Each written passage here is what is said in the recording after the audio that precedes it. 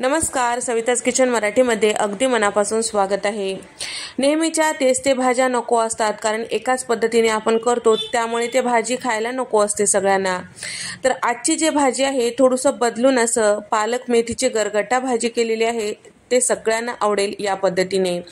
तर ही जी भाजी आहे अगदी सात्विक म्हणजेच कांदा लसूण विरहित भाजी आहे। चला तर मग रेसिपीला सुरुवात करूया। तर इथे मी 4 चमचे इतकं तुरीची डाळ घेतलेली आहे आणि 4 चमचे इतकं चना डाळ किंवा हरभऱ्याची डाळ आणि तेवढ्याच प्रमाणात इथे मी साल असलेली मुगाची डाळ मुठभर शेंगदाणे घेतलेले आहेत। सगळ्या डाळी आणि शेंगदाणे स्वच्छ 2 ते 3 पाण्याने धुवून घ्यायचं आहे। तर यामध्ये टाकण्यासाठी इथे मी घेतलेला आहे साधारण 3 कप इतकं पालक बारीक चिरून घेतलेलं आणि स्वच्छ धुवून घेतलेलं आणि 2 कप इतकं मेथीची भाजी ते सुद्धा बारीक चिरून घेतलेलं आहे आणि स्वच्छ धुवून घेतलेलं आहे आणि मुठभर कोथिंबीर सुद्धा याचमध्ये टाकून घेतलेलं आहे। तर आता जे स्वच्छ धुवून घेतलेले डाळी आहेत त्याच्यामध्येच मी पालक आणि मेथी सोबतच कोथिंबीर टाकून घेतलेलं आहे। डाळ बुडेल इतपत आपल्याला पाणी टाकायचं आहे, साधारण 2 ते 2.5 वाटी पाणी टाकून घेतलेलं आहे। आता हे डाळीचा डबा जे आहे कुकरमध्ये ठेवून आपल्याला शिजवून घ्यायचं आहे। तर मी वरण भातासोबतच हे गरगटा भाजीचा डबा सुद्धा ठेवून घेतलेला आहे।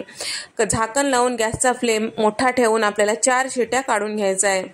4 शिट्ट्या झाल्यानंतर इथं वरण भात आणि सोबतच गरगटा भाजीसाठी जे आपण डाळी शिजवल्या होत्या ते सुद्धा छान असं शिजल्या गेलेलं आहे। साध्या वरणामधलं जे पाणी होतं ते यामध्ये टाकून घेतलेलं आहे। तर वरणावर निघालेलं जे पाणी होतं ते साधारण अर्धा ते पाऊण ग्लास इतकं होतं, त्यामुळे इथे मी साधं पाणी वापरणार नाही। जर तुम्ही साधं हे शिजवून घेतलेलं असेल तर इथे तुम्ही साधं पाणी टाकू शकता।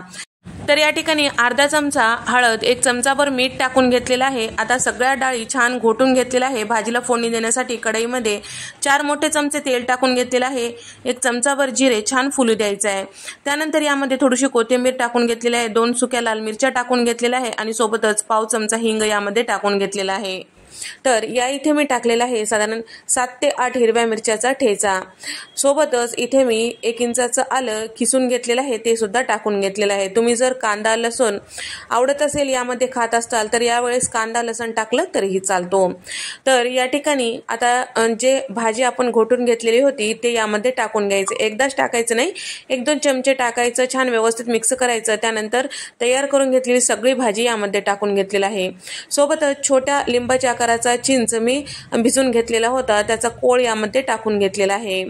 तर साधारण 1 अर्धी वाटी इतकं होतं आणि त्याचबरोबर चमचाभर इथे मी धने पावडर, अर्धा चमचा काळा मसाला आणि सोबतच 1 चमचाभर साखर इथे मी टाकून घेतलेला आहे। गरगटा भाजी थोडीशी आंबट गोड या चवीची असते, त्यामुळे आपल्याला चिंच आणि साखर दोन्ही वापरायचे आहे। चवीपुरतं मीठ टाकलेलं आहे।